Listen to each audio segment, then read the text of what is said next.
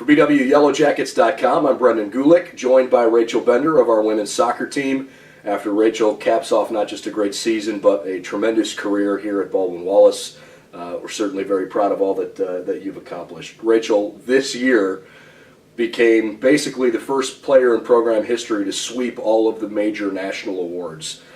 She was an All-American for her performance on the field, but she was recognized by two different outlets as an academic All-American, including the U.S. Soccer Coaches Association, for her work in the classroom as a scholar athlete. Pretty impressive the way that Rachel has been able to put together this well-rounded career. And so let's have a few minutes to kind of talk about some of the big picture stuff and certainly talk about the season as well. Why don't we start with the 2018 season? I know the year maybe ended a little prematurely from where the team hoped it would go, but how do you feel that this season went? Definitely like what you said, ended a little prematurely, but I think we grew a lot.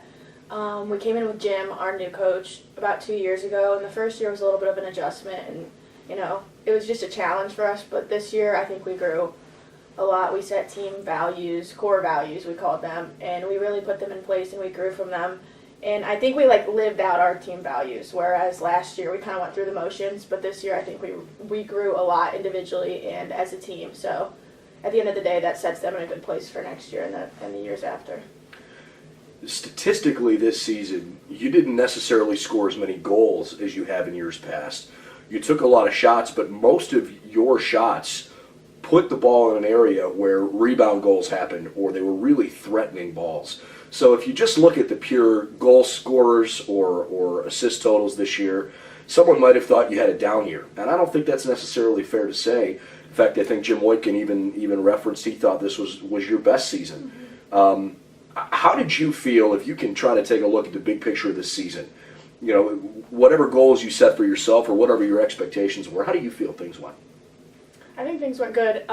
In the beginning, everyone knew, Jim knew, everyone knew I was a little frustrated because I kind of had to fit a new role that I wasn't used to. I was used to scoring goals. I was used to all that. And I think in the first 5 games, I had 1 goal, so that was kind of foreign to me, and I was really upset with myself. But then I realized, the girls I had around me could finish. The girls I had around me could get on the end of crosses. So it was kind of just fitting into a new role. And as soon as I learned that new role and was able to take that on, everything kind of fell into place. And yet you learned that new role, and you didn't necessarily have the same stat totals, and this was the first time you were recognized on the field as an All-American for your athletic prowess more than the academic stuff. As you reflect on that and realizing that in some ways you had to pull back and accept a new role, and you were recognized on a national level for, is that pretty meaningful for you? Oh yeah, definitely. But me and Jim always talk, you said that he thought this was my best season. I just felt like the most comfortable and the most kind of where I should be this season. I felt I was having fun, I was comfortable, I wasn't stressed, whereas previous years I was always stressed. And so, I don't know, I think it was good. I don't want to ask you to dive too deep into a big picture here, but I do have to ask you a couple questions about your career in its totality. Okay. You've basically been the first person to set a new bar here for the program between what you did on the field and academically. You've set a pretty incredible legacy, and certainly you're going to have a Hall of Fame candidacy here at BW when that time comes. Mm-hmm. How do you hope people are going to remember you as a soccer player here? I just hope, for my class specifically, there were only 3 of us, we tried to put in more than just soccer. Our class made up core values. We had 9 core values and things we wanted our team to live by, not just on the field but off the field. So if they don't remember me for soccer, which hopefully they do a little bit, but also just kind of how we always push them, I guess, but my class specifically, pushed them to be their best and really didn't accept anything less, and held them accountable and kind of made these core values for them to have for as long as they see necessary. You grew up in a baseball household, but you were a soccer player. What was it like growing up in that kind of an environment? It was kind of funny because, like I told you earlier, nobody really knew what soccer was in my family, and everyone knew what baseball was. And my brother played baseball and I played soccer. So every night at dinner, all the time, we would just talk about baseball. And at first I was a little upset about it, but then I realized when I messed up, nobody said anything to me. Like, it was just like, Rachel, you're doing great. Like, keep it up. Whereas with my brother made an error or, like, didn't get a hit or something, like, it was the conversation of the family for, like, 3 days. So, No pressure. no. Yeah, worked out nicely. Yep. Academically, now this is the second year in a row that you've become an academic All-American.